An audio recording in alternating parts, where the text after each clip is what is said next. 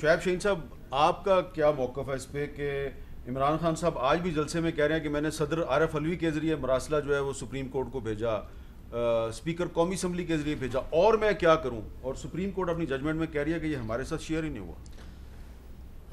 حسن مون صاحب نے جیسے بتایا، حامد میر صاحب، اصل بات یہ ہے کہ عمران خان صاحب جو بات کر رہے ہیں نا، وہ میں سمجھتا ہوں کہ وہ کانسٹیٹیوشن اینڈ لا کے جو پرویو ہے اس کے مطابق نہیں کر رہے۔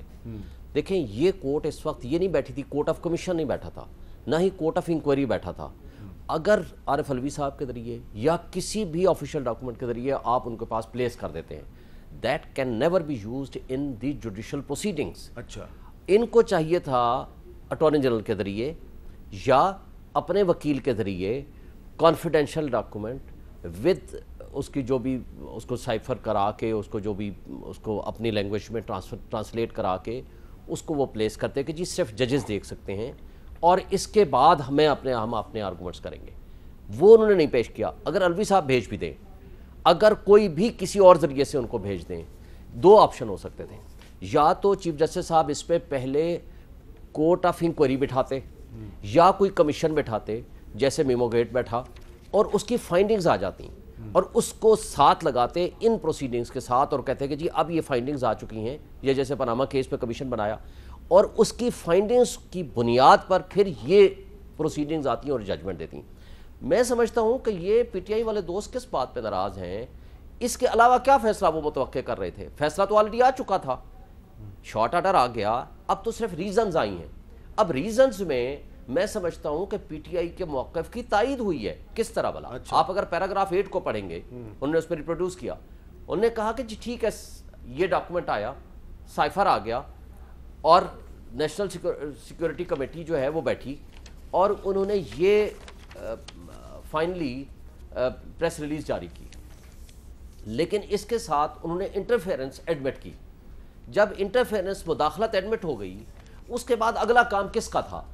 اس کورٹ کا کام نہیں تھا، کیونکہ اس کے پاس تو صرف ایک کویسچن تھا کہ کیا ڈپٹی اسپیکر کی وہ ruling in accordance with constitution ہے، ان اکارڈنس ود لا ہے یا نہیں ہے۔ یہ فیکچوئل کنٹروورسی انہوں نے ریزالو نہیں کرنا تھا۔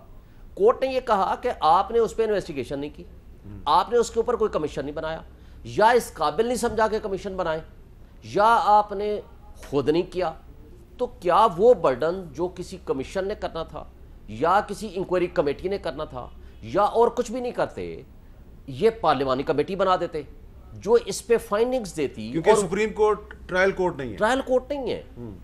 دیکھیں نا، آپ کو یاد ہوگا جسٹس ناصر ملک صاحب کو بھی جو کمیشن بنایا تھا، وہ ان کے درمیان راضی نامہ ہوا کہ اسپیشل کمیشن بنایا جائے، اور وہ 3 ممبر بینچ بیٹھے، انہوں نے بتایا تھا کہ کیا آرگنائز ریگنگ ہوئی تھی یا نہیں ہوئی تھی۔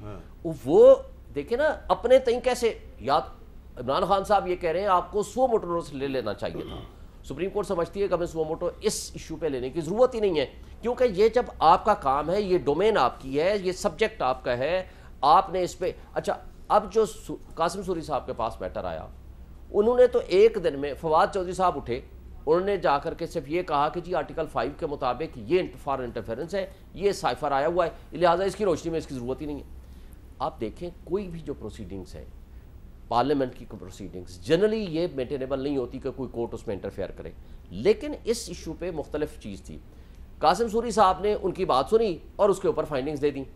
بھائی، یا تو دو کام وہ کر سکتے تھے، وہ کہتے ہیں کہ ٹھیک ہے، آج میں اس پہ کمیشن بنا رہا ہوں یا کمیٹی بنا رہا ہوں پارلیمنٹ کی، 4 بندے آپ دے دیں، 8 بندے میں اپنی طرف سے دے رہا ہوں، اور وہ فائنڈنگز پھر شیئر کرتے، بے شک ان کیمرہ لیکن کورٹ نے لکھا ہے کہ قاسم سوری صاحب نے دوسرا موقف بھی نہیں سنا، تو وہ شیئر کرتے کہ یہ سائفر ہے، ان کیمرہ ہم پروسیڈنگز کر رہے ہیں، آئیں سارے ڈسکس کریں۔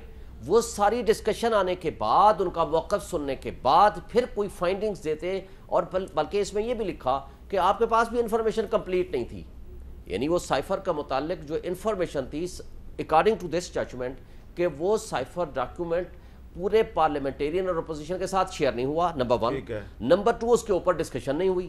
نمبر 3، اس کے اوپر کوئی انویسٹیگیشن بھی نہیں ہوئی۔ اچھا، تو اس کے علاوہ کیا ممکن تھا کہ کورٹ اس پہ فیصلہ دیتی؟